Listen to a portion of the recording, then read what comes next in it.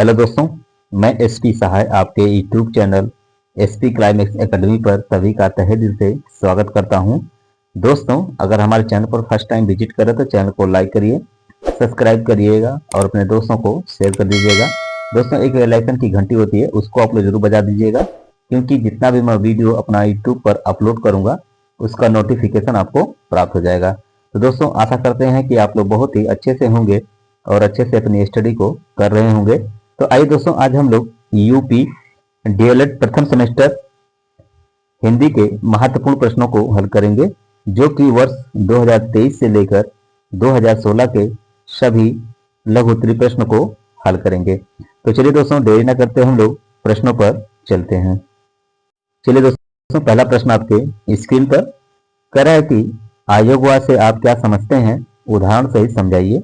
उत्तर में आप लोग लिखिएगा दोस्तों कि हिंदी वर्णमाला के ऐसे वर्ण जो स्वर और व्यंजन दोनों के गुण रखते हैं उन्हें आयोगवाह कहलाते हैं। ठीक है, अर्थात ऐसे वर्ण जो ना तो स्वर होते हैं और ना ही व्यंजन, इन्हें स्वर और व्यंजन दोनों रूपों में व्यक्त किया जाता है। हिंदी वर्णमाला में इनकी संख्या 2 होती है। पहला है आपका अनुस्वार, दूसरा आपका है विसर्ग। चलिए चलते हैं हम लोग अगले प्रश्न पर। अगला प्रश्न दोस्तों आपके स्क्रीन पर प्रश्न दूसरा कह रहा है कि पेस्टालॉजी की रचनात्मक विधि को समझाइए। उत्तर में आप लोग लिखिएगा कि पेस्टालॉजी की रचनात्मक विधि, पॉइंट में लिखिएगा कि इस विधि में लकड़ी, प्लास्टिक आदि से बने वर्गों के टुकड़ों को संकलित किया जाता है। ये टुकड़े रेखा, वृत्त, अर्धवृत्त आदि होते हैं। चलिए दूसरा आपका है दोस्तों, कह रहा है कि इस विधि में छात्र पहले वर्ण को देखता है, तत्पश्चात टुकड़ों को खोजता है और उन्हें जोड़कर ऐसा ही वर्ण बनाने का प्रयास करता है। इस प्रकार से धीरे धीरे सभी वर्णों को बनाना सिखाया जाता है। चलिए अगला पॉइंट देखिए, तीसरा कह रहा है कि इस विधि द्वारा सरल वर्णों को पहले तथा कठिन वर्णों को बाद में बनाना सिखाते हैं। चलिए अगला प्रश्न दोस्तों आपके स्क्रीन पर प्रश्न तीसरा कह रहा है कि शिरोरेखा किसे कहते हैं, उदाहरण समझाइए। उत्तर में लिखिएगा दोस्तों कि देवनागरी लिपि में शब्दों के ऊपर खींची जाने वाली एक रेखा शिरोरेखा कहलाती है। हिंदी भाषा में लिखा हुआ लेख शिरोरेखा के बिना अशुद्ध माना जाता है। उदाहरण देखिए दोस्तों, कह रहा है कि शिरोरेखा ने नागरिक की वैज्ञानिकता और कलापूर्णता को दोनों को बढ़ाया है। ठीक है, अगला प्रश्न दोस्तों आपके स्क्रीन पर प्रश्न 4 कह रहा है कि वर्णों का क्रमशः उच्चारण स्थान लिखिए। उत्तर में लिखिएगा दोस्तों, मुख के जिस भाग से वर्णों का उच्चारण किया जाता है वह भाग उस वर्ण का उच्चारण स्थान कहलाता है। मूल रूप से वर्णों के उच्चारण स्थान निम्न है।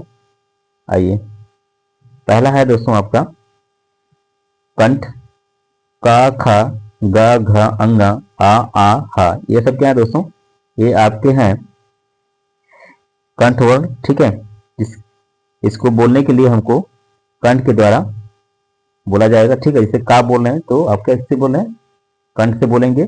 खा बोलेंगे तो भी कंठ से बोलेंगे। ठीक है, इसी तरह सभी वर्णों को बोलते समय हम लोग कंठ का प्रयोग करेंगे। ठीक है, दूसरा आपका है तालु। ठीक है, तालु जो है दोस्तों वह कौन सा वर्ण होगा, चा होगा, छा होगा, जा, झा, इया, ई, शा, या। ठीक है, ये सब क्या है दोस्तों, ये आपके तालु वर्ण है। ठीक है, इनको जब हम बोलेंगे तो किसका प्रयोग करेंगे, तालु वर्ण का प्रयोग किया जाएगा। ठीक है, जैसे आप अपनी जीवा को देखिएगा कि जैसे ही आपके तालु में टच होगा, जब तक टच नहीं होगा तब तक आप चा नहीं बोल पाएंगे। छा बोलने के लिए भी आपको क्या करना होगा, अपने जीवा को तालु में टच करना पड़ेगा। ठीक है, अगर आप लोग इसको जानना चाहते हैं, देखना चाहते हैं तो आप लोग आईने के सामने जाइएगा। ठीक है, और अपने को बोलने का प्रयास करिएगा। ठीक है, तो इसमें आप लोग देखेंगे जैसे ही आप चा बोलेंगे वो जो तालु में आपके क्या हो जाएगा, टच हो जाएगा। जैसे ही आप छा बोलेंगे वो तालु में टच हो जाएगा। ठीक है, बिना टच हुए वो चा वर्ड आप नहीं बोल पाएंगे, ना तो छा वर्ण बोल पाएंगे, है ना। तो समझ गए आप। चलिए तीसरा आपका है दोस्तों मूर्धा। ठीक है, मूर्धा जो दोस्तों आपका है वो है ट ठ ड ढ अड़ा री श, यानी कि जब भी आप टा को बोलेंगे, ठीक है, तो आपकी जीवा जो है दोस्तों वो क्या हो जाएगी, मुड़ जाएगी। ठीक है, आप बोल के देखिएगा, टा बोलेंगे तो जैसे ही आप टा बोलेंगे वैसे ही आपकी जीवा क्या हो जाएगी दोस्तों, मुड़ जाएगी। ठा बोलेंगे तुरंत जीवा आपकी क्या हो जाएगी दोस्तों, ऊपर साइड पे मुड़ जाएगी। ठीक है, तो ये आप समझ गए होंगे इसके बारे में। आइए अब हम लोग देखते हैं दोस्तों कंठ तालब्य। ठीक है, यानी कि कंठ के द्वारा और तालब्य के द्वारा, यानी दोनों के मेल से जो वर्ड बोले जाते हैं दोस्तों वो कौन से होते हैं, वो होते हैं ए आई। ठीक है, देखिए कैसे आपको हम इसको डिटेल में बता रहे हैं। देखिए आप देख रहे होंगे कंठ, कंठ देख रहे हैं आप लोग, कंठ आपका कहाँ पर है दोस्तों, कंठ यहाँ पर है। ठीक है, तो कंठ में आप देख रहे होंगे कि आपका कंठ का बोलेंगे कंठ के द्वारा, खा भी गा घ अंगा, यानी कि आ हा, ये जब जितने भी वर्ड आपको दिखाई दे रहे हैं सभी क्या होंगे, कंठ के द्वारा बोले जाएंगे। तो कंठ में आप देख रहे होंगे कि आ है आपका, इसका मतलब कि आ धन। ठीक है, इसमें देखिए तालों में देखिए आप लोग, तालों में देखेंगे आप तो तालुक में बोलने से पहले आप लोग चा छ जा झ इया ई शा या, यानी कि इन वर्णों को बोलने से पहले आपको क्या होगा, आपका तालु में जो होगी आपकी जीवा टच होगी। ठीक है, तभी आप बोल पाएंगे, समझ रहे हैं। तो देख रहे होंगे इसमें कि इसमें छोटी ई है और बड़ी ई भी है ना, शा भी है बड़का और या भी है। तो ई आप ले लीजिए यहाँ से। ठीक है, यानी कि इन दोनों के मेल से, ठीक है, इन दोनों के मेल से क्या बनेगा दोस्तों, ए बनेगा। ठीक है, समझ गए। इसलिए क्या करा है, आ जो आपका है कंठ है, क्या है ये, कंठ है ना, और जो ई आपका है ये दोस्तों ये आपका तालु है। ठीक है, क्या है, तालु है या तालब्य है। तो आप देख रहे होंगे कि ए और आय को बोलने के लिए आपको कंठ और तालब्य का प्रयोग करेंगे। ठीक है, तभी आप ए और आय बोल पाएंगे। बात को आप लोग समझ गए होंगे बढ़िया से। तो आइए आगे हम लोग चलते हैं दोस्तों। अगला आपका है, अगला आपका है दोस्तों कंठ और ओष्ठ। ठीक है, कंठ और ओष्ठ के द्वारा कौन से वर्ड बोले जाएंगे दोस्तों, तो बोले जाएंगे ओ और आओ। ठीक है, कैसे, आइए इसको भी देख लेते हैं। कंठ आप देख रहे होंगे कि इसमें का आ को जो है कि हम लोग कंठ के द्वारा बोलेंगे। ठीक है, और आपका जो ओष्ठ है, ओष्ठ देखिए दोस्तों यहाँ पर आपका है, अभी पढ़ेंगे इसको बारे में। देखिए आपका ओष्ठ जो है यहाँ पर है।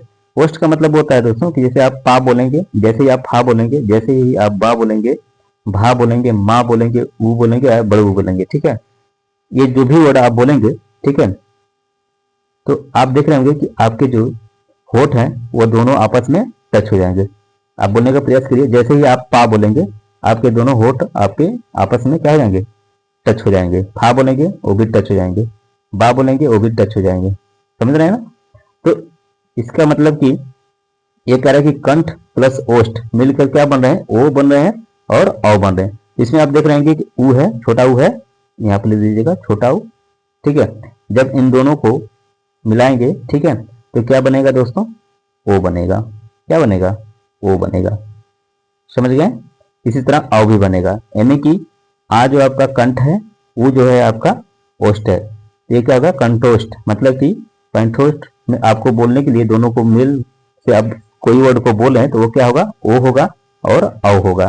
बात को आप समझ गए होंगे। तो चलिए अब हम लोग चलते हैं आगे। चलिए अब हम लोग दोस्तों आ गए चौथे पे। ठीक है, दंत। दंत दोस्तों वह वर्ड होते हैं जैसे ता था दा धा ना और सा रा ला। ये सब क्या है दोस्तों, ये सब वर्ड बोलने के लिए आपको दंत का प्रयोग करेंगे। कैसे, जैसे ही आप ता बोलेंगे, ठीक है, तो आपके दोनों दांत के बीच में आपकी जीवा जाकर टच होगी। ठीक है, आप बोल कर देखिएगा, जैसे ही आप ता बोलेंगे आपका जो जीवा है ना दोस्तों वह दोनों दांत के बीच में आ जाता होगा। ठीक है, जैसे ता बोलेंगे, था बोलेंगे, दा बोलेंगे, धा बोलेंगे, ना बोलेंगे, सा बोलेंगे, रा बोलेंगे और ला बोलेंगे। ठीक है, तो ये सब क्या है, ये सब आपके दंत वर्ण है। ठीक है, बात समझ गए होंगे। तो आइए अगला देखते हैं, ओष्ठ। ठीक है, ओष्ठ जो है दोस्तों आपका, ओष्ठ वर्ण कौन कौन से दोस्तों हैं, वो है आपके पा है, था, बा, भा, मा, उ या बड़ा उ। ये सब क्या है, ये सब जैसे ही आप बोलने का प्रयास करेंगे, ठीक है, तो आपके दोनों होठ जो है आपस में क्या हो जाएंगे दोस्तों, टच होंगे। ठीक है, समझ रहे हैं। चलिए आगे हम लोग चलते हैं। अगला आपका है दोस्तों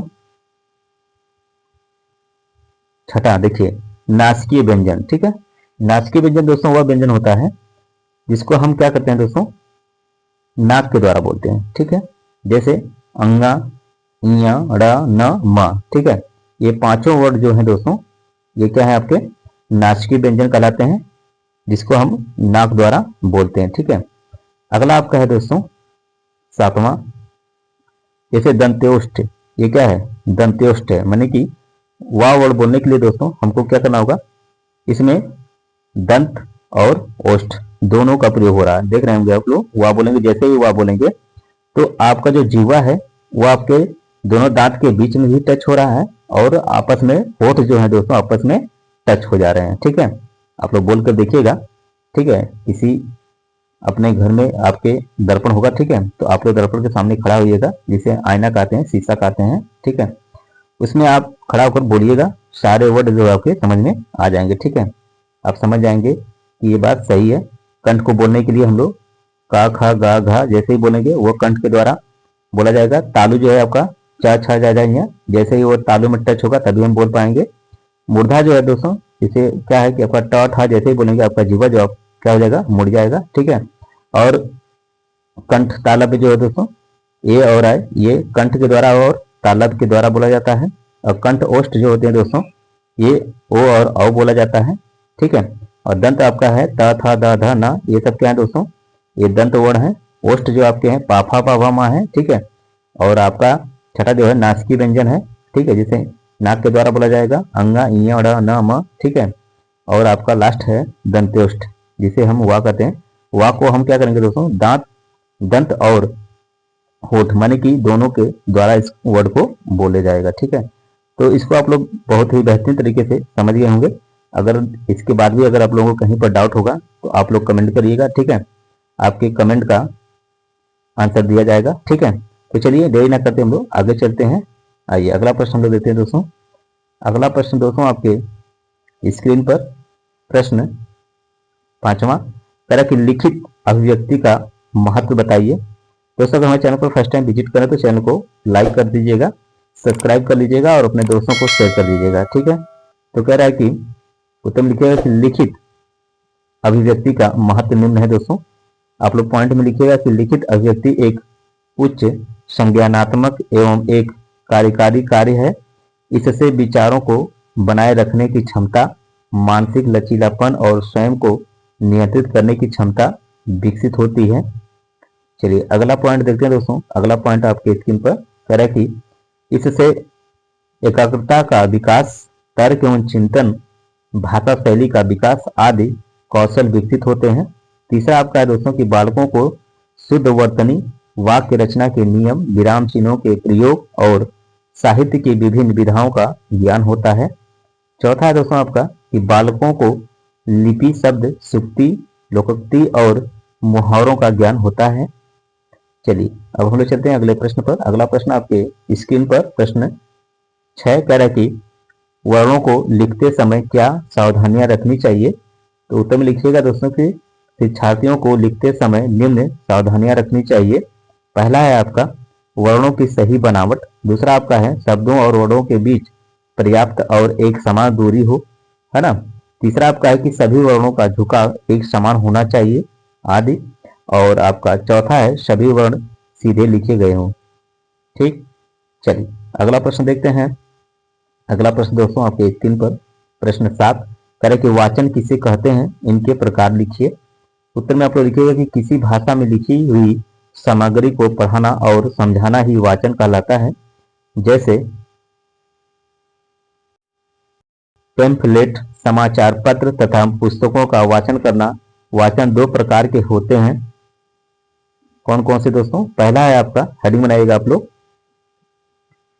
इसके अंतर्गत देखिए लिखिएगा आप लोग, स स्वर वाचन के अंतर्गत लिखिएगा कि स्वर स्वर सहित पढ़ते हुए अर्थ ग्रहण करने को स्वर वाचन कहा जाता है। यह वाचन की प्रारंभिक अवस्था होती है। वर्णमाला के लिपिबद्ध वर्णों की पहचान स स्वर वाचन के द्वारा ही कराई जाती है। ठीक है। दूसरा आपका है दोस्तों मौन वाचन, शब्दों के उच्चारण के बिना वाचन करना मौन वाचन कहलाता है।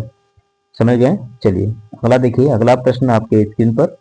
दोस्तों अब हम लोग वर्ष 2022 में आ गए हैं, तो चलिए सभी लोग 2022 में जितने भी प्रश्न महत्वपूर्ण पूछे गए थे सभी को लेकर मैं आप लोगों के बीच में आ गया हूं। तो दोस्तों इस सेशन को जितना हो सके अपने दोस्तों को शेयर जरूर कर दीजिएगा। तो चलिए प्रश्न 8 देखिए क्या कह रहा है। कह रहा है कि शिरोरेखा किसे कहते हैं, उदाहरण देते हुए समझाइए।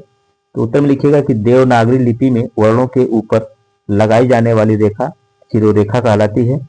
देवनागरी लिपि के वर्णों पर शिरोरेखा लगाना अनिवार्य माना जाता है, अतः प्रत्येक शब्द पर शिरोरेखा अवश्य हो। शिरोरेखा बिल्कुल सीधी होनी चाहिए। उदाहरण देते हैं हम लोग, शिरोरेखा ने नागरी की वैज्ञानिकता और कलापूर्णता दोनों को बढ़ाया है। ठीक है। चलिए हम लोग चलते हैं अगले प्रश्न पर। अगला प्रश्न आपके स्क्रीन पर प्रश्न 9 कह रहा है कि लेखन शिक्षण के महत्व को स्पष्ट कीजिए। उत्तर में लिखेगा कि लेखन शिक्षण भावों एवं विचारों की अभिव्यक्ति जब लिखित रूप में होती है तो इसे लेखन कौशल कहते हैं। लेखन शिक्षण का मुख्य उद्देश्य बालक के व्यक्तित्व का विकास एवं उनकी आत्म प्रकाशन तथा निर्णय शक्ति को प्रभावपूर्ण बनाना। चलिए अगला प्रश्न दोस्तों आपके स्क्रीन पर प्रश्न 10। दोस्तों अगर हमारे चैनल पर फर्स्ट टाइम विजिट करें तो चैनल को लाइक करिएगा, सब्सक्राइब करिएगा और अपने दोस्तों को शेयर कर दीजिएगा। देखिए प्रश्न 10 क्या कह रहा है दोस्तों, कह रहा कि श्रुत लेख का अर्थ एवं महत्व बताइए। तो उत्तर लिखिएगा दोस्तों कि श्रुत लेख का अर्थ है सुने हुए को लिखना या सुनकर लिखना। श्रुत लेख में अध्यापक बोलता है और छात्र सुनकर बोले हुए वाक्य या वाक्यांश को लिखता है। श्रुतलेख में सुंदर लिखावट का तो महत्व होता ही है, किंतु इसके साथ ही साथ भाषा की शुद्धता का भी महत्व होता है। श्रुत लेख से श्रवण लेखन और कौशल का अधिक विकास होता है। ठीक है। श्रवण माने सुनना, ठीक है, लेखन कौशल का अधिक विकास होता है। चलिए अगला प्रश्न आपके स्क्रीन पर प्रश्न 11 करें कि उष्ण व्यंजन किसे कहते हैं, उनके नाम लिखिए। दोस्तों उष्ण व्यंजन वह सभी वर्ण जिनका उच्चारण करते वक्त हमारे मुख या मुंह से उष्ण, ठीक है, मानी गर्मी अर्थात गर्म, है ना, वायु बाहर की ओर निकलती है, उन्हें उष्ण व्यंजन कहते हैं। हिंदी वर्णमाला में कुल 4 वर्णों को उष्ण व्यंजन के रूप में जाना जाता है, जो निम्नलिखित है दोस्तों, जैसे सा, शा, शा यानी कि और एक हा। ठीक है। ये चारों जो दोस्तों हैं जो वर्ण, ये आपके क्या हैं, उष्ण व्यंजन कहलाते हैं। ठीक है। चलिए अगला प्रश्न आपके स्क्रीन पर प्रश्न 12 यानी 12 करें कि देवनागरी लिपि की विशेषताओं का उल्लेख कीजिए। तो उत्तर लिखेगा कि किसी भी भाषा को साधारण रूप में लिखना लिपि कहलाता है। हिंदी भाषा को जिस लिपि लिखा जाता है वह देवनागरी लिपि कहलाती है। देवनागरी लिपि की विशेषताएं निम्नलिखित हैं। चलिए देखिए, पहला आपका दोस्तों है वर्ण विभाजन में वैज्ञानिकता। दूसरा आपका है प्रत्येक ध्वनि के लिए एक चिन्ह। तीसरा आपका है अपरिवर्तनीय उच्चारण। ठीक है। और आपका चौथा है उच्चारण और लेखन में एक रूपता। पांचवा आपका है कि वर्णात्मक लिपि। और आपका छठा है समग्र ध्वनियों को अंकित करने की क्षमता। और आपका सातवां है गद्यात्मक लिपि। आठवां है अस्पष्टता। और आपका आठवां 9वां होगा ना, 10वां आपका है नियमबद्धता। ठीक है। तो ये हो गया आपके लिपि की विशेषताएं। आइए अगला प्रश्न हम लोग देखते हैं। अगला जो प्रश्न दोस्तों आपके स्क्रीन पर प्रश्न 13 तरह की विलोम तुकांत, ठीक है, एवं समानार्थी शब्दों का आशय उदाहरण सहित समझाइए। उत्तर में लिखिएगा कि विलोम किसी शब्द का विपरीत अर्थ बताने वाले शब्दों को विलोम शब्द अथवा विपरार्थक शब्द कहते हैं। जैसे अस्त, अस्त का विलोम क्या होगा दोस्तों? उदय होगा, ठीक है, क्या होगा? उदय। आइए हेडिंग बनेगा तुकांत। तुकांत शब्दों को हिंदी भाषा में ऐसे दो शब्दों से जाना जाता है जिनके अंत का वर्ण समान होता है, जैसे पढ़ना, लिखना, ठीक है। इन शब्दों में पढ़ना और लिखना का अंतिम वर्ण जो होता है दोस्तों वह अक्षर होता है ना, ठीक है, जो दोनों में समान है, इसलिए इन्हें तुकांत शब्द कहा जाता है। समझ गए? चलिए समझ गए तो आगे चलिए। अगला आप लोग हेडिंग बनाएगा समानार्थी। वे शब्द जिनका अर्थ एक समान होता है समानार्थी शब्द कहलाते हैं। समानार्थी शब्द को हम पर्यायवाची शब्द भी कहते हैं। जैसे कमल का समानार्थी जलज, पंकज, सरोज आदि, ठीक है, समझ गए। चलिए अगला प्रश्न तो देखते हैं दोस्तों। अगला प्रश्न आपके स्क्रीन पर प्रश्न 14 कह रहा है कि अनुसार एवं अनुनासिक ध्वनियों में क्या अंतर है? स उदाहरण स्पष्ट कीजिए। तो देखिए दोस्तों यह है आपका अनुसार। हेडिंग बनाएगा कह रहा है कि अनुसार वे व्यंजन है जो स्वर के बाद आते हैं। नाक से अनुसार की आवाज निकालती है। हमने आपको बताया था कि अनुसार जो होते हैं वह नाक के द्वारा बोले जाते हैं। जैसे पसंद, संभावना, अंतिम आदि, ठीक है। आइए अगली हेडिंग देखते हैं। अगली हेडिंग आपके स्क्रीन पर अनुनासिक। अनुनासिक वे स्वर हैं जिनमें मुख से अधिक तथा नासिका से कम ध्वनि निकलती है, यानी कि मुख से ज्यादा निकलेगी ध्वनि, ठीक है, और नासिका से कम निकलेगी, ठीक है, वह क्या होगा? अनुनासिक होगा, ठीक है। जैसे गांव, कांच आदि, ठीक है। चलिए अब हम लोग चलते हैं आगे दोस्तों। अगला प्रश्न वर्ष जो है 2019 आपके लोगों के सामने आ गया है, तो आप लोग सभी लोग इस सेशन को जितना हो सके शेयर कर दीजिएगा, ठीक है। तो चलिए 2019 के जितने भी महत्वपूर्ण प्रश्न थे सभी को बेहतरीन तरीके से हल करेंगे। तो आइए प्रश्न आपके स्क्रीन पर है, प्रश्न 15। दोस्तों अगर हमारे चैनल पर फर्स्ट टाइम विजिट करें तो चैनल को लाइक कर दीजिएगा, सब्सक्राइब करिएगा और अपने दोस्तों को शेयर जरूर कर दीजिएगा। चलिए देखिए प्रश्न 15 क्या कह रहा कि आंख, अश्व, समुद्र और सूर्य के एक एक समानार्थी शब्द लिखना आपको है, ठीक है। तो आंख का लिखिएगा नेत्र और चक्ष, अश्व का तुरंग घोड़ा, ठीक है, समुद्र का सागर जलधि, सूर्य का दिनकर भानु, ठीक है। चलिए अगला प्रश्न आपके स्क्रीन पर प्रश्न 16 कह रहा है कि प्रश्नवाचक चिन्ह से आप क्या समझते हैं? उदाहरण सहित लिखिए। तो आप लोग दोस्तों हेडिंग बनाइएगा प्रश्नवाचक चिन्ह, ठीक है। इसके अंतर्गत लिखिएगा कि प्रश्न पूछते हेतु वाक्य के अंत में सदैव प्रश्नवाचक चिन्ह का प्रयोग किया जाता है। जैसे देखिए पहला, बस कब छूटेगी, ठीक है। आप देख रहे हैं कि जब छूटेगी के बाद क्या लगा है? प्रश्नवाचक चिन्ह लगा। प्रश्नवाचक चिन्ह कैसा होता है? ऐसा होता है, ठीक है। ऐसा अगर आप लगा दिए हैं प्रश्न के बाद तो क्या हो जाएगा? वो प्रश्नवाचक चिन्ह लग गया, ठीक है। जैसे दूसरा देखिए, दुकान में कौन है। तीसरा है तुम्हारे हाथ में क्या है। चौथा आपका है तुम्हारी पेंसिल कहाँ है। समझ रहे हैं? ये सब क्या हो जा रहे हैं? ये सब प्रश्न पूछे जा रहे हैं, ठीक है। चलिए आगे हम चलते हैं। अगला प्रश्न दोस्तों आपके स्क्रीन पर प्रश्न 17 कह रहा है कि अनुलेख या श्रुतलेख में क्या अंतर है समझाइए। तो हेडिंग आप लोग लिखिएगा पहले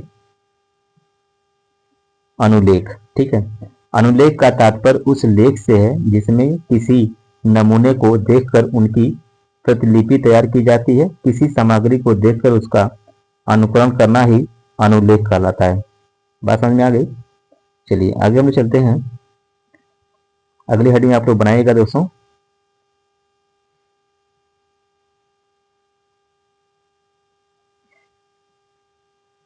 श्रुतलेख, ठीक है।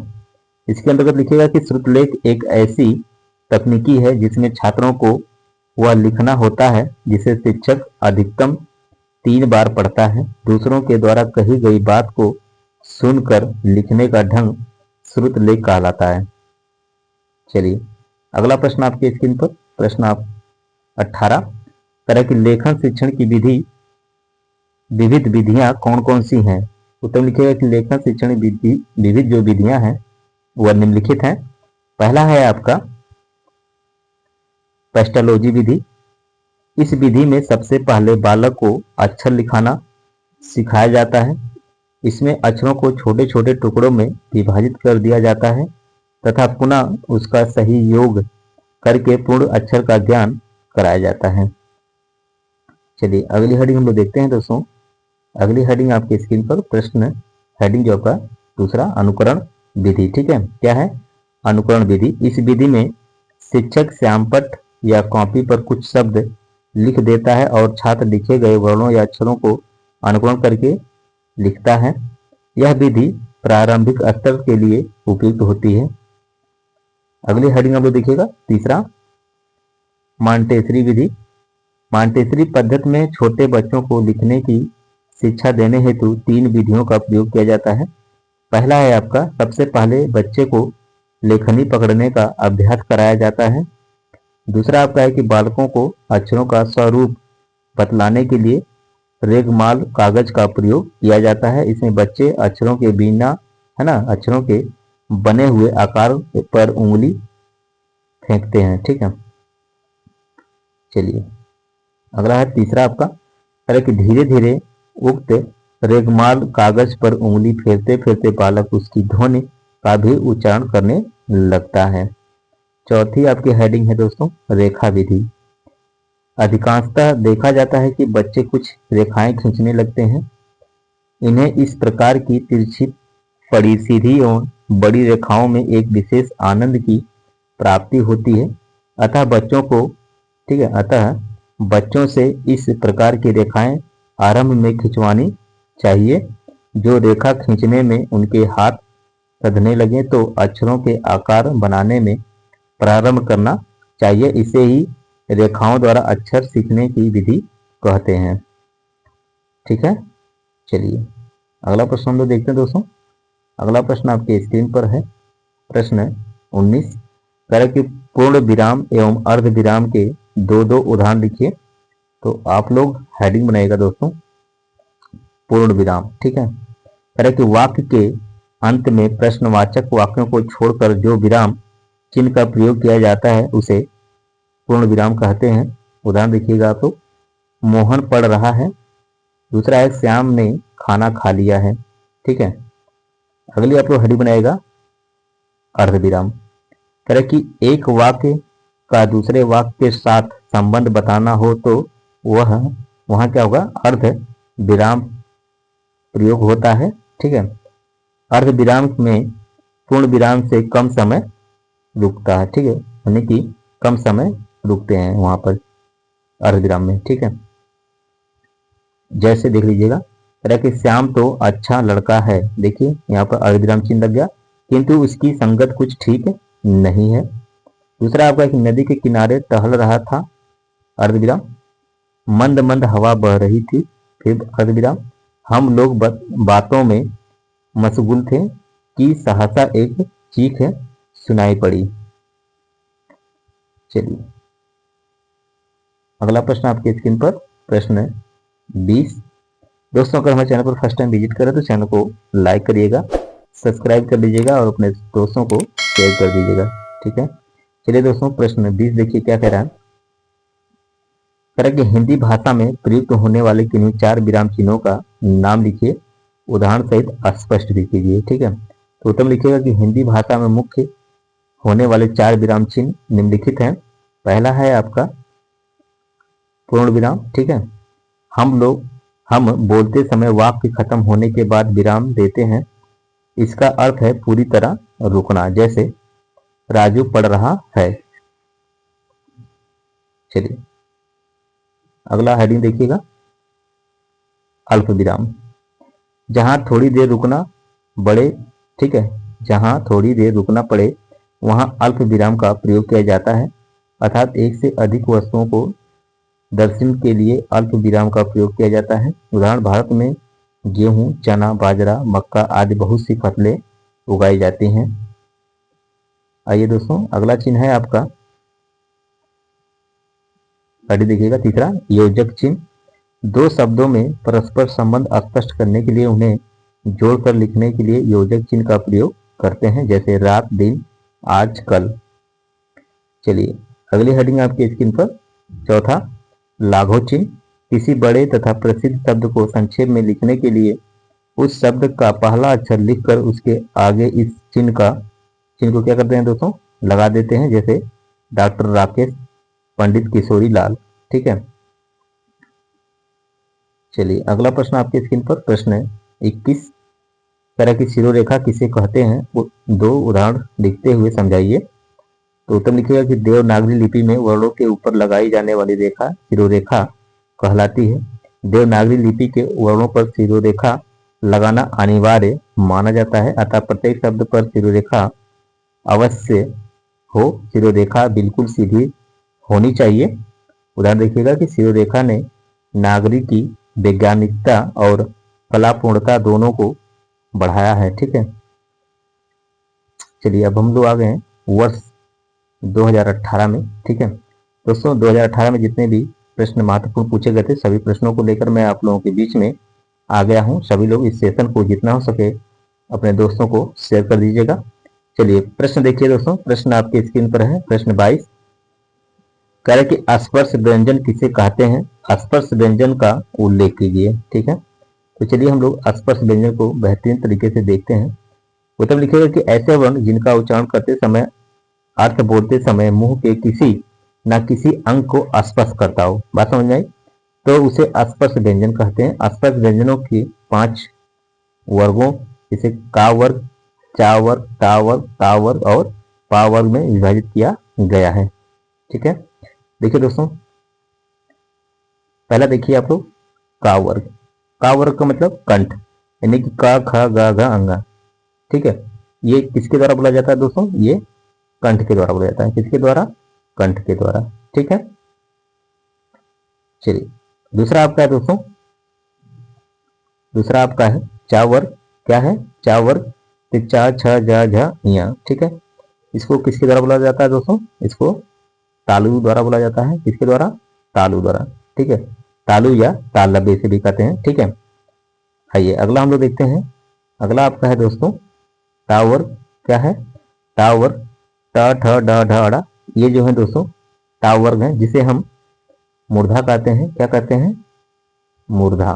ठीक है, मूर्धा मतलब दोस्तों मैंने आप लोग को बताया है कि मूर्धा वर्ड वो होंगे जो होंगे ट, ठ, ड, ढ, अड़ा, मैंने कि आपकी जीवा जो है दोस्तों, जब बोलेंगे आप टा, तुरंत आपकी जीवा क्या हो जाएगी दोस्तों, मुड़ जाएगी। ठीक है, तो उसे हम क्या कहेंगे, मूर्धा वर्ण कहेंगे या टावर कहेंगे।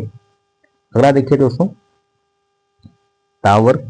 टावर को वह होते हैं दोस्तों जिसे त, थ, द, ध, न। ठीक है, ये क्या है, इन्हें हम दंत क्या कहते हैं, दंत। ठीक है, दंत वर्ण कहते हैं। ठीक है, जो कि जब हम ता बोलते हैं तो दोस्तों हमारा जो जीवा है वह दोनों दांतों के बीच में आता है। ठीक है, तभी हम बोल पाते हैं ता, थ, द, ध, न। ठीक है, अगला है आपका दोस्तों पावर्ग। पावर्ग वह वर्ग होते हैं दोस्तों जिसे पा, फ, ब, भ, मा। ठीक है, ये क्या होते हैं दोस्तों, ये ओष्ठ व्यंजन होते हैं। क्या होते हैं, ओष्ठ, जिसे हम पा बोलेंगे। ठीक है, वैसे ही हमारा दोनों होठ क्या है दोस्तों आपस में टच हो जाएंगे। ठीक है, जैसे पा, फा, ब, भ, मा। आप बोलने का प्रयास करिएगा, जैसे ही आप प्रयास करेंगे पा बोलने के लिए, तुरंत आपका दोनों होठ क्या होंगे दोस्तों, आपस में टच हो जाएंगे। बात समझ आ गई। चलिए आप लोग बहुत ही बेहतरीन से इसको समझ गए होंगे। तो चलिए हम लोग अगले प्रश्न पर चलते हैं। अगला जो प्रश्न दोस्तों आपके स्क्रीन पर है, प्रश्न 23, तरह की अग्नि, अमृत, गंगा और गुरु के एक एक समानार्थी शब्द लिखना है। समानार्थ समानार्थक शब्द या पर्यायवाची। ठीक है, या इनको पर्यायवाची भी कहते हैं। जैसे अग्नि, अग्नि का मतलब आग, ज्वाला, पावक। अमृत का है सोम, मधु, अमी, सुरभेद। अगला आपका है अमृत, सोम, मधु, अमी, सुरभोग। ठीक है। अगला दोस्तों गंगा, भागीरथी, मंदाकिनी, है ना, और आपका क्या है जानवी। गुरु, अध्यापक, आचार्य, उपाध्याय। ठीक है, समझ गए आप। चलिए अगला प्रश्न देखिए दोस्तों। अगला प्रश्न आपके स्क्रीन पर प्रश्न 24 कह रहा है कि रा वर्ण को कितने प्रकार से लिखते हैं, उदाहरण सहित स्पष्ट कीजिए। तो उत्तर में लिखिएगा कि हिंदी भाषा में स्वर व्यंजन दोनों मिलकर वर्ण बनाते हैं। रा वर्ण को निम्न प्रकार से लिख सकते हैं, जैसे रा, रा पे मतलब लगेंगे रा हो जाएगा, री री, रू रू, रे राय, रो राव। ठीक है, इस तरह से आप लोग इसको लिख सकते हैं दोस्तों, जिसे हम लोग ककहरा कहते हैं। ठीक है। रा के बाकी रूपों को लोग लिखने में गलती नहीं करते, लेकिन रा या ऊ और बड़ा ऊ प्रकार की मात्रा में कई बार दुविधा हो सकती है। ठीक है, दुविधा हो जाती है। आप लोग देते होंगे रा धन ऊ बराबर लू। आइए उदाहरण देखते हैं हम लोग, जैसे रुद्र, रुचि, रुपए। ठीक है, रा धन बड़ा ऊ लगा देंगे तो रू हो जाएगा। ठीक है, उदाहरण में रूप, अमरूद। ठीक है, अगर आप रूप लिख रहे हैं तो उसमें बड़ा ऊ की मात्रा लगेगी, और अमरूद भी लिख रहे हैं तो उसमें भी रा पे बड़ा ऊ की मात्रा लग रही है। ठीक है, बात समझ गए होंगे। आइए अगला प्रश्न तो देखते हैं दोस्तों। अगला प्रश्न आपके स्क्रीन पर प्रश्न है 25। दोस्तों अगर हमारे चैनल पर फर्स्ट टाइम विजिट करें तो चैनल को लाइक करिए, सब्सक्राइब करिए और अपने दोस्तों को शेयर करिए। तो आइए देखिए प्रश्न 25 क्या कह रहा है कि विराम चिन्हों से आप क्या समझते हैं। किन्हीं दो विराम चिन्हों को उदाहरण सहित लिखना आपको है। तो दोस्तों उत्तर लिखिएगा कि विराम चिन्ह का अर्थ है रुकना या ठहरना, अर्थात वाक्य को लिखने अथवा बोलते समय बीच में कहीं थोड़ा बहुत रुकना पड़ता है, जिससे भाषा स्पष्ट, अर्थवान या भावपूर्ण हो जाती है। देखिए हिंदी भाषा में मुख्य होने वाले 4 विराम चिन्ह हैं। पहला आपका है दोस्तों पूर्ण विराम। ठीक है, पूर्ण विराम हेडिंग बनाएगा, इसके अंतर्गत दिखेगा आप लोग कि हम बोलते समय वाक्य खत्म होने के बाद विराम देते हैं। इसका अर्थ है पूरी तरह रुकना, जैसे राजू पढ़ रहा है। ठीक है, चलिए अगली हेडिंग देखिए। अगली हेडिंग आपके स्क्रीन पर अल्प विराम। जहां थोड़ी देर रुकना पड़े वहां अल्प विराम का प्रयोग किया जाता है, अर्थात एक से अधिक वस्तुओं को दर्शाने के लिए अल्प विराम का प्रयोग किया जाता है। उदाहरण दीजिए, जैसे भारत में गेहूं, चना, बाजरा, मक्का आदि बहुत सी फसलें उगाई जाती हैं। चलिए अगला प्रश्न आपके स्क्रीन पर प्रश्न 26 करें कि मौखिक अभिव्यक्ति के साधन लिखिए। उत्तर में लिखिएगा दोस्तों कि मौखिक अभिव्यक्ति से तात्पर्य मन के विचारों को स्वतंत्र रूप से बोलकर अभिव्यक्त करने से है। व्यक्तित्व विकास के लिए सरल, स्पष्ट एवं प्रभावशाली मौखिक अभिव्यक्ति का होना आवश्यक होता है। मौखिक अभिव्यक्ति के साधन निम्न है। देखिए पहला आप लिखिएगा कि बातचीत को प्रोत्साहित करें। दूसरा है आंख से संपर्क बनाए रखें। तीसरा आपका कि विद्यार्थियों को जोर से बोलने और स्पष्ट रूप से बोलने की याद दिलाएं। चौथा आपका कि विद्यार्थियों से सुनी गई जानकारी का सारांश तैयार करने को कहें। और पांचवा है सुनने के कौशल पर ध्यान दें। चलिए अगला प्रश्न देखते हैं दोस्तों। अगला प्रश्न आपके स्क्रीन पर प्रश्न 27 कह रहा है कि लेखन शिक्षण के सामान्य त्रुटियों को स्पष्ट कीजिए। उत्तर में लिखिएगा कि छात्रों में लेखन संबंधित त्रुटियां पाई जाती हैं। मात्राओं की अशुद्धियां, वर्णों को उचित आकार में ना लिख पाना, उल्टे अक्षर लिखना, सिरोरेखा ना लगाना आदि लेखन संबंधित त्रुटियां कहलाती हैं। लेखन शिक्षक की सामान्य त्रुटियां निम्न है दोस्तों, आइए उनको देखते हैं। पहला आपका है मात्रा संबंधित त्रुटि। दूसरा आपका है अर्ध विराम संबंधित त्रुटि। तीसरा आपका है अल्प विराम संबंधित त्रुटि। और चौथा आपका है संयुक्त व्यंजन संबंधित त्रुटि। पांचवा आपका है द्वितीय व्यंजन संबंधित त्रुटि। और आपका छठवां है लास्ट सिरोरेख से संबंधित त्रुटि। चलिए अगला प्रश्न देखिए। अगला प्रश्न आपके स्क्रीन पर है प्रश्न 28 कह रहा है कि श्रुतलेख का अर्थ एवं महत्व बताइए। तो उत्तर में लिखिएगा दोस्तों कि श्रुतलेख का अर्थ है सुने हुए को लिखना या सुनकर लिखना। श्रुतलेख में अध्यापक बोलता है और छात्र सुनकर बोले हुए वाक्य या वाक्यांश को लिखता है। श्रुतलेख में सुंदर लिखावट का तो महत्व होता ही है, किंतु इसके साथ ही भाषा की भी शुद्धता का भी महत्व होता है। श्रुतलेख से श्रवण लेखन कौशल का अधिक विकास होता है। चलिए अब हम लोग आ गए दोस्तों वर्ष 2017 में। दोस्तों 2017 में जितने भी महत्वपूर्ण प्रश्न पूछे गए थे सभी को मैं लेकर आप लोगों के बीच में आ गया हूं, तो आप लोग इस सेशन को जितना हो सके अपने दोस्तों को शेयर जरूर कर दीजिएगा। तो आइए हम लोग चलते हैं प्रश्नों पर। प्रश्न आपके स्क्रीन पर प्रश्न 29 कह रहा है कि विराम चिन्ह कितने प्रकार के होते हैं। उत्तर में लिखेगा कि भाषा के लिखित रूप में उक्त ठहरने के स्थान पर जो निश्चित संकेत चिन्ह लगाए जाते हैं उन्हें विराम चिन्ह कहते हैं। व्याकरण के अनुसार सिर्फ 3 प्रकार के विराम चिन्ह होते हैं। पहला आपका है पूर्ण विराम, दूसरा आपका अर्ध विराम और तीसरा आपका अल्प विराम है। चलिए अगला प्रश्न देखिए। अगला जो प्रश्न दोस्तों आपके स्क्रीन पर प्रश्न 30। दोस्तों अगर हमारे चैनल पर फर्स्ट टाइम विजिट करें तो चैनल को लाइक करिएगा, सब्सक्राइब करिएगा और अपने दोस्तों को शेयर जरूर कर दीजिएगा। तो चलिए प्रश्न 30 देखिए क्या कह रहा है कि अशुद्ध उच्चारण के किन्हीं 4 कारकों का उल्लेख कीजिए। उत्तर में लिखिएगा कि अशुद्ध उच्चारण के निम्नलिखित 4 कारक हैं। पहला है, आप हेडिंग बनाएगा, क्षेत्रीय प्रभाव। अशुद्ध उच्चारण के कारण में क्षेत्रीय प्रभाव भी शामिल है। जैसे पंजाब में क ख ग के बदले बोला जाता है का खा गा का उच्चारण किया जाता है। ठीक है। अगला आपका है दोस्तों हेडिंग बनाएगा दूसरा,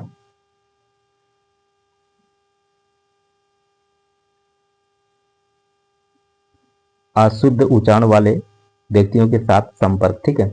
अशुद्ध उच्चारण वाले व्यक्ति के संपर्क में आकर शुद्ध उच्चारण करने वाला व्यक्ति भी अनुकरण द्वारा अशुद्ध उच्चारण सीख जाता है। तीसरा आपका है, अक्षरों और मात्राओं का अस्पष्ट ज्ञान। जब बालकों को अक्षरों का शुद्ध ज्ञान नहीं कराया जाता तो उच्चारण में वे अशुद्धियां करते ही हैं। चौथा आपका है, मानसिक असंतुलन, संकोच और भय के साथ बोलने से उच्चारण गलत हो जाता है। चलिए अगला प्रश्न आपके स्क्रीन पर प्रश्न 31 कह रहा है कि छात्रों के अशुद्ध उच्चारण सुधर हेतु ध्यान देने वाले बिंदुओं का उल्लेख कीजिए।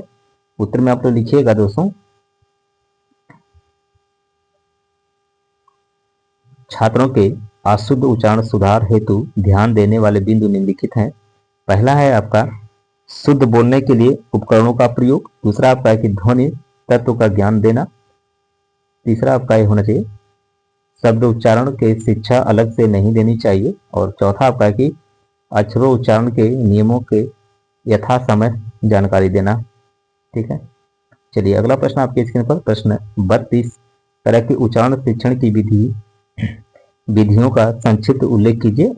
उत्तर में लिखिएगा आप लोग कि उच्चारण शिक्षण भावों एवं विचारों की अभिव्यक्ति एवं आदर प्रदान के लिए हम भाषा के 2 रूपों का प्रयोग करते हैं, एक मौखिक और एक लिखित। उच्चारण बाल्यावस्था से ही बनता बिगड़ता है, अतः प्रारंभिक कक्षाओं में उच्चारण की शुद्धता पर ध्यान देना आवश्यक है। बिना उच्चारण के ज्ञान के भाषा का ज्ञान असंभव है, अतः भाषा के ज्ञान के लिए शुद्ध उच्चारण आवश्यक है। चलिए अब हम लोग चलते हैं अगले प्रश्न पर। अगला प्रश्न दोस्तों आपके स्क्रीन पर प्रश्न 33 कह रहा है कि छात्रों में अपेक्षित लेखन कौशलों का विकास किस प्रकार किया जा सकता है, लिखिए। उत्तर में आप लोग लिखिएगा कि छात्रों में अपेक्षित लेखन कौशलों का विकास निम्न प्रकार से किया जाता है। लेखन कौशल के विकास का प्राथमिक चरण मूलतः 2 अवस्थाओं से गुजरता है। कौन कौन से दोस्तों? पहला आपका है लेखन के यांत्रिक पक्ष में योग्यता एवं कौशल का विकास यथा आकार, बनावट और रूप, हस्तलेख, लिखावट, वर्तनी, विराम चिन्ह, विधान। ठीक है। दूसरा आपका कि स्थिति की आवश्यकता के अनुसार व्याकरण सम्मत भाषा में स्पष्ट, सुसंगत और तर्कयुक्त ढंग से लिखकर संक्षेपित करने की कौशल का विकास। चलिए अगला प्रश्न आपके स्क्रीन पर प्रश्न 34 तरह की लेखन शिक्षण की विधियों का उल्लेख कीजिए। लेखन शिक्षण की निम्नलिखित विधियां हैं। पहला आप लोग हेडिंग बनाइएगा दोस्तों, अनुकरण विधि। इस विधि के माध्यम से सामान्यतः विद्यालय में लिखना सिखाया जाता है। दूसरा है आपका दोस्तों मॉन्टेसरी विधि।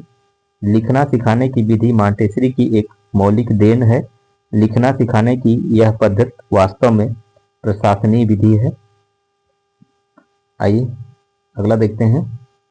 अगली आप लोग हेडिंग बनाएगा दोस्तों तीसरी, विश्लेषण विधि। विश्लेषण विधि में लेखन शिक्षण शब्द वाक्य एवं वाक्य शब्द इन दो कर्मों में चल सकता है। दोनों कर्मों को रोचक बनाने के लिए चित्रों की सहायता भी ली जाती है।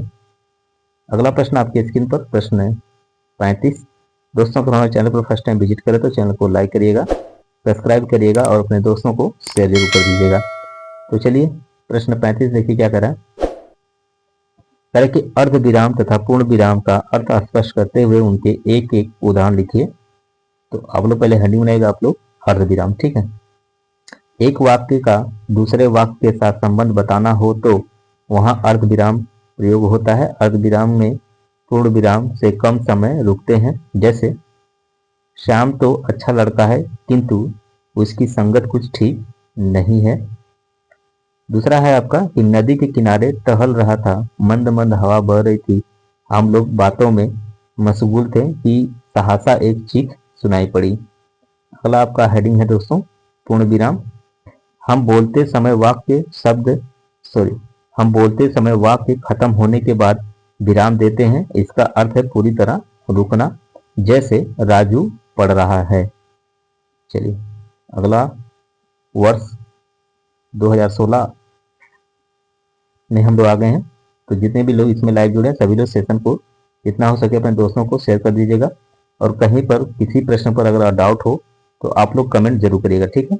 आप लोग इस सेशन के लास्ट में कमेंट जरूर करिएगा, ठीक है। एक पॉजिटिव कमेंट आप लोग करिएगा कि ये वीडियो आपके लिए कितना महत्वपूर्ण होगा, ठीक है। तो चलिए अगला प्रश्न आपके स्क्रीन पर है। प्रश्न 36 कह रहा है कि अग्नि, अमृत तथा गणेश के दो दो समानार्थी शब्द लिखना आपको है। तो आप लिखिएगा शब्द समानार्थी शब्द, ठीक है। अग्नि का आग अनल, अमृत का सुधा पीयूष, गणेश का लंबोदर गजानन, ठीक है। ये सब क्या है दोस्तों, ये पर्यायवाची हैं। अग्नि के आग अनल हैं और अमृत के सुधा पीयूष हैं और गणेश के लंबोदर और गजानन हैं। चलिए अगला प्रश्न आपके स्क्रीन पर है। प्रश्न 37 कह रहा है कि अल्प विराम, अर्ध विराम और पूर्ण विराम प्रश्नवाचक चिन्हों को एक एक उदाहरण देकर स्पष्ट कीजिए। तो आप लोग पहले हेडिंग बनाइएगा अल्प विराम। वाक्य के बीच में जहां बहुत ही कम समय के लिए रुकना पड़े वहां अल्प विराम चिन्ह का प्रयोग किया जाता है। उदाहरण देखिए दोस्तों, राम, सीता, लक्ष्मण और हनुमान सभी भगवान के रूप में पूजे जाते हैं। अगला आप लोग हेडिंग बनाएगा दूसरा अर्ध विराम। जहां अल्प विराम की अपेक्षा कुछ अधिक देर तक रुकना पड़े वहां अर्ध विराम चिन्ह का प्रयोग करते हैं। उदाहरण देखिए, सूर्यास्त हो गया, ललिमा का स्थान कालिमा ने ले लिया। समझ गए। चलिए आप लोग अगली हेडिंग बनाएगा तीसरी पूर्ण विराम। जब वाक्य खत्म हो जाता है तब वाक्य के अंत में पूर्ण विराम लगाया जाता है दोस्तों। उदाहरण देखिए, मैंने अपना काम पूरा कर लिया, ठीक है। चौथा आप लोग हेडिंग बनाएगा प्रश्नवाचक चिन्ह। प्रश्नवाचक चिन्ह का प्रयोग प्रश्नवाचक वाक्य के अंत में किया जाता है। उदाहरण देखिए, आपकी घड़ी में कितने बजे हैं, तुम क्या खा रहे हो। चलिए अगला प्रश्न आपके स्क्रीन पर प्रश्न 38 करें कि पठन का क्या अर्थ है। आरंभिक स्तर पर पठन शिक्षण की दो विशेषताएं लिखिए। उत्तर में लिखा है किसी पाठ को या पुस्तक के किसी भाग को सस्वर अथवा मौन रूप से पढ़ना पठन कहलाता है। पठन के समय के शब्दों को देखते हैं जिससे उनका अक्षर विन्यास शुद्ध होता है और शब्द भंडार में वृद्धि होती है। आरंभिक स्तर पर पठन शिक्षण के दो विशेषताएं निम्न है दोस्तों। वो कौन कौन से हैं देखिए, पॉइंट में देखिए। पहला, यह वाचन का बड़ा महत्वपूर्ण अंग है। अभी तक केवल इसी के आधार पर ही यह निर्णय किया जाता था कि बालक वाचन क्रिया में कहाँ तक निपुण है। दूसरा आपका है कि जहां बालकों के लिए आवश्यक है कि वे शब्दों का ठीक ठीक उच्चारण जाने, वहीं यह भी आवश्यक है कि शब्दों को पढ़ते समय उन्हें अर्थ की प्रतीत भी होती जाए, ठीक है। चलिए अगला प्रश्न आपके स्क्रीन पर प्रश्न 39 कह रहा है कि कविता शिक्षण के विशिष्ट उद्देश्य को लिखिए। कविता शिक्षण की विशिष्ट उद्देश्य निम्नलिखित हैं। पहला आपका है कि कविता के द्वारा आनंद का वातावरण पैदा करना। दूसरा आपका है कि कविता गाकर अभिनय द्वारा पेश करना। तीसरा आपका है कि कविता के प्रति रुचि पैदा करना। चौथा आपका है कविता का कंठस्थीकरण करना। और पांचवा आपका है कि कविता को रंगमंच के माध्यम से पेश करना। छठा दोस्तों की विद्यार्थियों की कल्पना शक्ति को विकसित करना। आइए सातवां आपका कि कवि की अनुभूति का ज्ञान करना। और आठवां आपका कि काव्य की विभिन्न विधाओं का ज्ञान प्रदान करना। ठीक है। और नौवां आपका है भाव गति यति लय आरोह या अवरोह या क्रमानुसार कविता वाचन की क्षमता प्रदान करना। और लास्ट आपका 10वां विद्यार्थियों को कविता लिखने की प्रेरणा देना। चलिए अगला प्रश्न दोस्तों आपके स्क्रीन पर है। प्रश्न 40। दोस्तों अगर हमारे चैनल पर फर्स्ट टाइम विजिट कर रहे हो तो चैनल को लाइक करिएगा, सब्सक्राइब कर लीजिएगा और अपने दोस्तों को शेयर जरूर कर दीजिएगा। तो चलिए देखिए प्रश्न 40 क्या कह रहा है कि संयुक्त स्वर किसे कहते हैं। उदाहरण स्पष्ट करना आपको है। संयुक्त स्वर वे स्वर हैं जो दो या दो से अधिक स्वरों से मिलकर बनते हैं, संयुक्त स्वर कहलाता है। संयुक्त स्वर की संख्या दोस्तों 5 होती है, जो इस प्रकार है, जैसे ए, आई, ओ, औ और री। ये सब क्या है? ये सब संयुक्त वर्ण है। देखिए उदाहरण में देखिएगा आप लोग, अभी कंफर्म हो जाएगा। देखिए आ धन ई मिलाकर ए हो जाएगा, ठीक है। और आ धन ए मिलाकर आई हो जाएगा, आ धन ओ मिलाकर ओ हो जाएगा, ठीक है। और आ धन ओ मिलाकर औ हो जाएगा। और रा धन बड़ी ई मिला देंगे तो क्या हो जाएगा?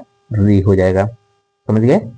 चलिए अगला प्रश्न देखिए। अगला प्रश्न आपके स्क्रीन पर है। प्रश्न 41 कह रहा है कि मिश्रित वाक्य का क्या अभिप्राय है, एक उदाहरण द्वारा स्पष्ट कीजिए। तो उत्तर लिखिएगा जिस वाक्य में एक से अधिक वाक्य मिले हों किंतु एक प्रधान उपवाक्य तथा शेष आश्रित उपवाक्य हो, मिश्रित वाक्य कहलाता है। मिश्रित वाक्य उस वाक्य को कहते हैं जहां एक से अधिक वाक्य होते हैं जिसमें एक प्रधान वाक्य होता है और अन्य वाक्य उस आश्रित उपवाक्य होते हैं। उदाहरण देख लीजिएगा कि जो लड़के मेहनती होते हैं वे अच्छे होते हैं। दूसरा है कि जैसे ही शाम हुई वह चली गई। चलिए दोस्तों अगला प्रश्न आपके स्क्रीन पर प्रश्न 42। चलिए दोस्तों ये सेशन का लास्ट क्वेश्चन है, सभी लोग इस प्रश्न को देखिए। कह रहे कि शुद्ध वर्तनी की आवश्यकता एवं महत्व स्पष्ट कीजिए। तो भाषा सीखने तथा सिखाने में उच्चारण की अशुद्धियां बहुत बाधक होती हैं। शुद्ध उच्चारण ही भाषा विशेष के ज्ञान का प्रथम चरण होता है। हिंदी भाषा उन्नत के पथ पर अग्रसर हो रही है तथा उसके राष्ट्रभाषा के पथ पर आसीन होने के बाद इसका महत्व और भी बढ़ गया है। अतएव इसे शुद्ध, समृद्ध या सर्वप्रिय एवं सर्व समृद्ध बनने हेतु तो उच्चारण की शुद्धता की तरफ ध्यान देना परम आवश्यक है। शुद्ध वर्तनी का महत्व निम्न है दोस्तों। आइए, किसी भाषा की एक रूपता बनाए रखने, जनता के भाषा प्रयोग में आने वाली विकृतियों से बचने के लिए वर्तनी का प्रयोग अत्यंत महत्वपूर्ण है। इसका प्रयोग सभी के लिए अनिवार्य एवं सही वर्तनी का अर्थ है शब्दों में सही शब्द लिखना। तो दोस्तों ये था आपका प्रश्न। यहीं पर अब हम इसको समाप्त करते हैं क्योंकि ये सेशन का लास्ट क्वेश्चन था। तो चलिए दोस्तों सभी को मेरी तरफ से जय हिंद, जय Bharat. Thank for watching. Next day फिर इसी तरह नया वीडियो लेकर आप लोगों के बीच में आएंगे, ठीक है। तो आप लोग जितना हो सके इस सेशन को शेयर कर दीजिएगा, ठीक है। और जितना हो सके आप लोग इस सेशन से जुड़ने का प्रयास करिएगा, ठीक है। तो चलिए सभी को गुड नाइट।